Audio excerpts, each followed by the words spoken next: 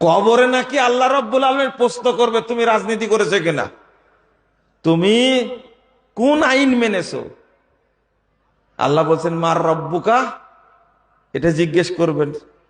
আর এ রাজনীতিক হুজুর জিজ্ঞেস বলছেন তুমি কোন রাজনীতি করেছো। বলেন তো এই হুজুরের পাশা লাল করে দেওয়ার দরকার না? এই শয়তানের এজেন্ডা নিয়ে আসছে, এই হাদিসটা পরিবর্তন করলো কেন, অবব্যাখ্যা করলো কেন? আপনি ভাবতে পারছেন? এই জুমার দিন তো আর একটা দলিল আসবে, যে ব্যক্তি জুমার দিনে চুপ থেকে খুতবা শুনবে এই ব্যক্তির 7,07,50,000 নেকি হবে। এই সমস্ত হুজুরের কি হবে বলেন তো দেখি?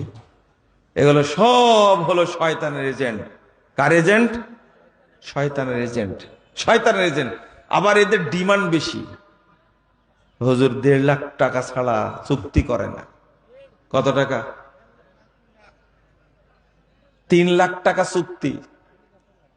3টা প্রোগ্রাম করবে, হেলিকপ্টার ভাড়া দিবে, 9 লাখ একদিনই চুক্তি। একদিনে 9 লাখ কামায়। আর আপনারা বলেন এমপি মন্ত্রী বেশি চুরি করে। এই ধর্ম ব্যবসায়ীরা মানুষকে বেশি ফাঁকি দেয়। এরা ইসলামের ক্ষতি করে। এ ভাইরাস কি জন্য বলি আমি, এরা করোনা ভাইরাসের চেয়েও বেশি খারাপ। করোনা ভাইরাস শুধু আপনাকে মারবে, কিন্তু আপনার আকীদা মারতে পারবে না, আপনার আমল মারতে পারবে না, ঈমান মানতে পারবে না, তাওহীদ মারতে পারবে না। কিন্তু এই ভাইরাস বক্তা প্রথমে আপনার আকীদা নষ্ট করবে, আপনার তাওহীদ নষ্ট করবে, আপনার আমল নষ্ট করবে, তারপরে আপনাকে মারবে।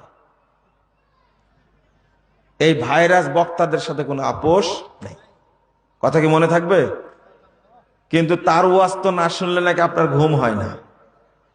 আপনার অবস্থা আর যে বলে লালনের গান না শুনলে আমার সকাল হয় না, দুইটা কি? লালনের গান শোনার চেয়েও বেশি খারাপ আল্লাহর নামে মিথ্যাচার করা শোনা। কথা বোঝেননি? নবীর নামে মিথ্যাচার করছে এই বক্তব্য শোনা আরো বেশি খারাপ ওই জাহেলি গান শোনাচ্ছে। আপনি কি বুঝতে পারলেন? কারণ ও কিন্তু আল্লাহর নামে মিথ্যাচার করে, নবীর নামে মিথ্যাচার করে না।